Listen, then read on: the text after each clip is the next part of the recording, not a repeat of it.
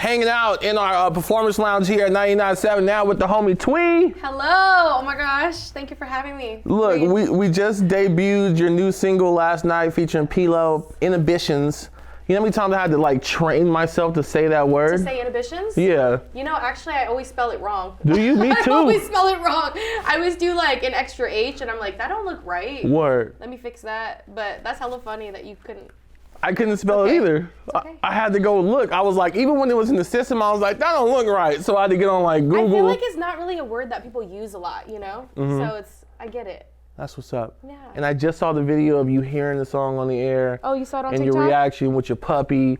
I Yeah. thought that was great. I always like moments like that. We were talking about it before you got here. Like when artists share those moments when they're hearing their song on the radio for the first time, whether Yeah. it's like you've had songs on the air already or if it's like the first time it ever happens. It's so dope when people share that. So thank you. Yeah, of course. I feel like every time something happens, I always want to share it because one, I'm really proud of it and I feel like super grateful and I want to share that with the people who support me.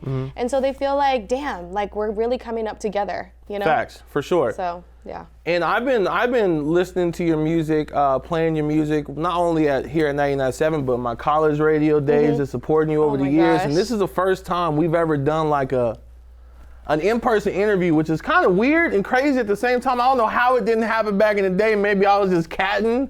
No, I think I maybe didn't take my career as seriously. Like it was just kind of still a hobby. Yeah. And I was still trying to decide like, what do I want to do? Do I want to be a physician assistant? Do I want to do music? And I was kind of giving like half energy to both.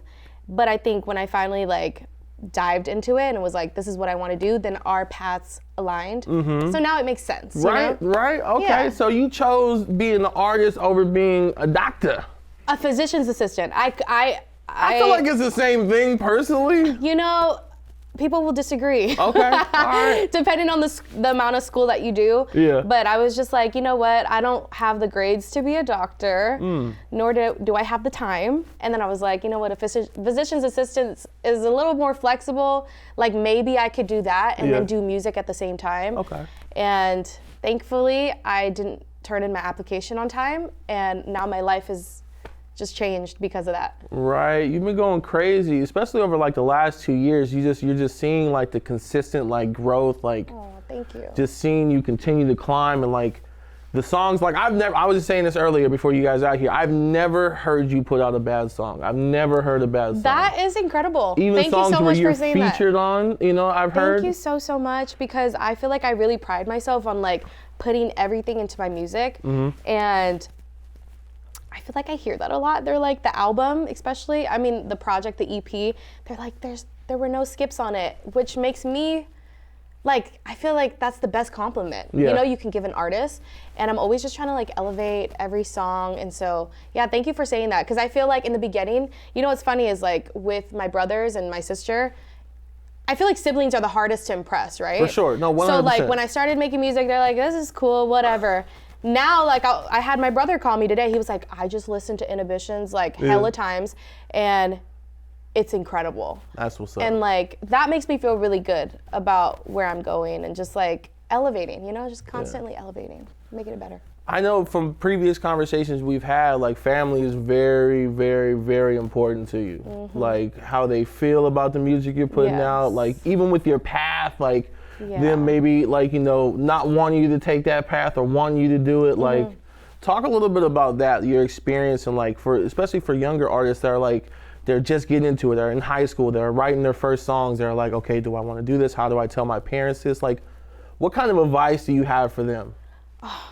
God, I think like, for me, I've always been a people pleaser, especially with my parents. Like I've always wanted to make them proud and just like, you know, they immigrated here from Vietnam and like they gave up everything for my siblings and I to like, you know, have a successful life so that we can take care of them and our elders and everything. Yeah. So I've always felt like a lot of pressure to do that. But at the end of the day, I think I just came around to the idea that like you live once and you should be able to do what you love. And at the end of the day, your parents are gonna love you regardless, and they might not come around at first, but I think as long as you just keep doing it and keep like being consistent, eventually they're gonna be like, all right, well, there's really nothing we can say anymore.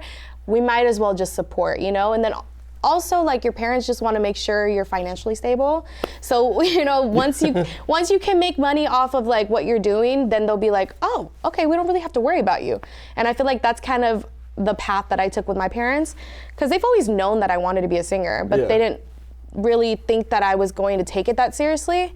And then once I took it seriously, they were like, oh, okay, this is a serious thing and you're getting paid for it? Okay, all right. Like, so I think just keep going. Like, I don't want to say don't care what your parents think, but in a sense, don't care what they think and just do what you want to do, because again, you have one life, so why not live it to the fullest? Facts, 1000%. That's what's up.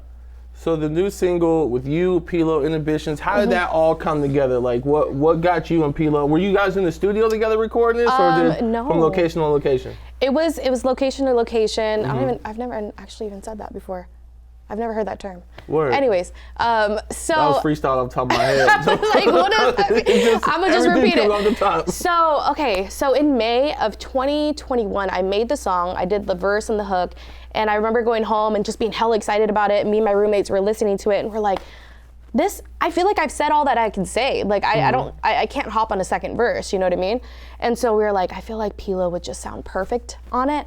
But at the moment, I was still kind of like doing my thing and just trying to be consistent. And I felt like I wasn't in a place to like ask for that feature yet, you know what I mean? So I kind of just kept doing my thing, releasing music and released the project and everything. The project came out, and Calais actually texted me, and he was like, hey, are you looking to do a deluxe? Love to get P on it. I was like, actually, I have a song that I made literally for Pilo in mind, right? Send it to them, and they were like loving it, and then that just happened like that. And then actually, even after that, we had a couple sessions where he was like producing on a couple things. He hopped on a second verse too. So we definitely, you know, started the relationship after that, but it's definitely not the end of the relationship. Like, you know, he's such a great producer too.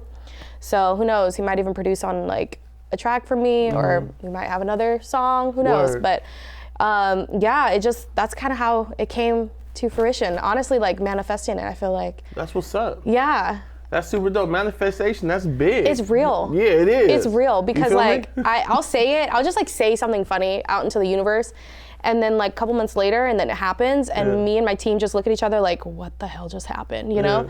But I feel like manifestation combined with like obviously being consistent, working hard, and just like not caring what people think. You watched that Kanye documentary, the one on Netflix? Oh my God. Okay, the third episode, I was just like, I'm a little. Oh, the third one? I haven't gotten to the third one. I wasn't as interested, but the first two episodes, I remember being like, oh, I cannot stop watching. I haven't felt, not that I've never, but I haven't felt that inspired in a really long time.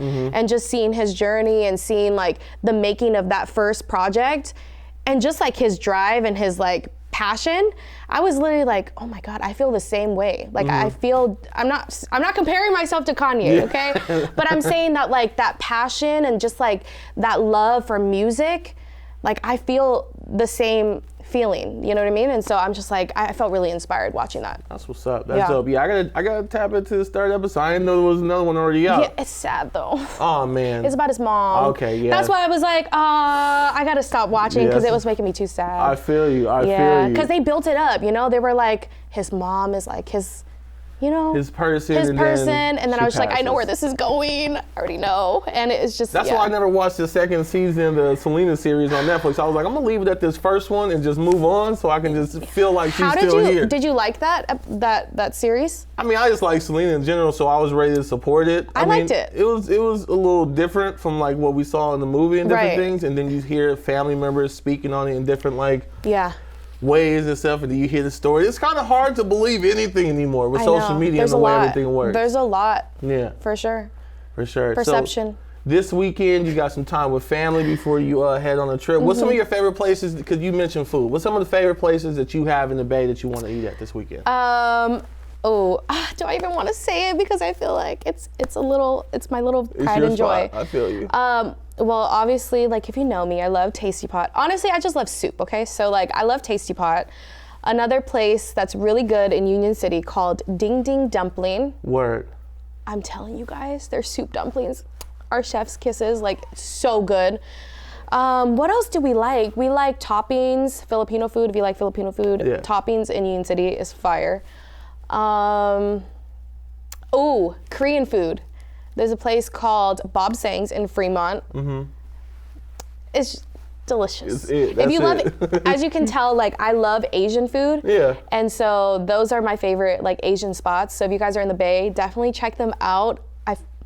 I hope it doesn't get busier because of that. Word. And the wait time. But like they deserve it. Like their food is bomb. It's so good. I know I keep mentioning what we were talking about right before you got here, but I just found out, Carla just broke down to me what hot pot is, and really? I didn't know. Like I didn't know, and now I'm intrigued. You know what? Cook too. He didn't know about like hot pot and all that. And I was like, all right, we're gonna take you.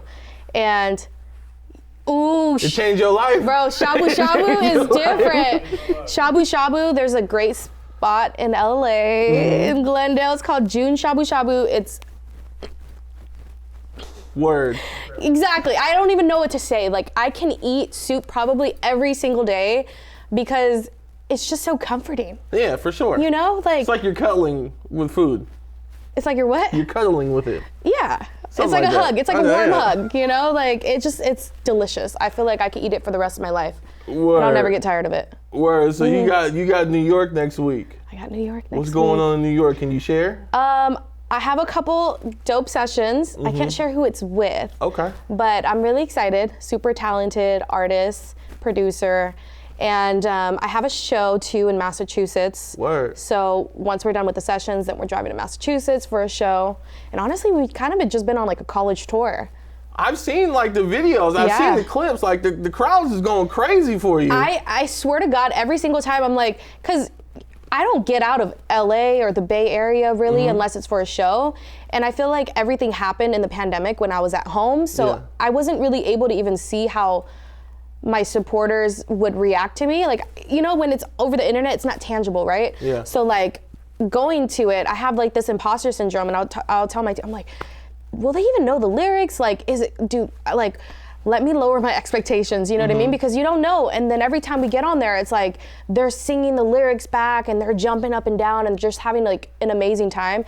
And it's like such a validating moment. And it's also like every time I get emotional, like I'm just such a crybaby at heart that like that moment is just so special to me. And so every time we go to a different city, I'm like, okay, low expectations. Word. And then we'll see what happens. And then they just always show us so much love. So we might be coming to a college near you soon. So Word, that would be lit. And we got to do something with you back home in the Bay. I know you had a show back home in the Bay not too long ago. Yes. But we got to do something else with you. I really do appreciate you pulling up on me and hanging out with me today. I love you. You're awesome. Thank you so much. Seriously, we come a long way. Right, for sure. We have. Absolutely. Like 1,000%. This is actually the first time I've actually even met him in person. So we definitely come a long way from the metaverse. Is that even the metaverse? Not then. No. It was like, I don't know. Just the internet. Yeah, just the internet in general. Just the World Wide Web. But make sure you guys keep requesting Thuy's new single with Pilo, Inhibitions. Show us some love. Jump on our Twitter at 997now, IG. Post on your stories. Tag us, let us know, and then we'll bring Thuy back and maybe have some of your fans here in the Bay Area pull up to the studio with us. I would love that. Please. Word, y'all. Get on for Thuy! Woo! Thank you so much. We have an audience. It's exciting.